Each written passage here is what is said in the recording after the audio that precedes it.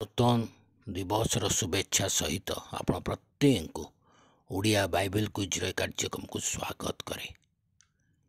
आपण माने जो मन नूतन भाव आज अंशी होती से माने ए चैनल टी को सब्सक्राइब करंतु एवं आमानकर ए वीडियो को अन्य को शेयर मध्य करंतु, लाइक मध्य दियन के देई आमान को उत्साहित करंतु। आमाने वाक्य रे बुद्धि पाइबा निमंते बाइबल विषय ज्ञान रे बुद्धि पाइबा निमंते कार्यक्रम को परिचालना करूछु। अन्य मान को एथरे अंशी करांतु।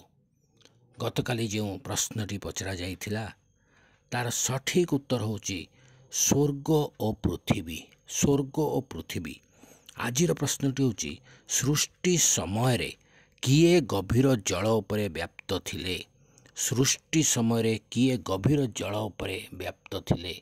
आपण मान सठिक उत्तर आम कमेंट बॉक्स को जाई आम जनातु। धन्यवाद।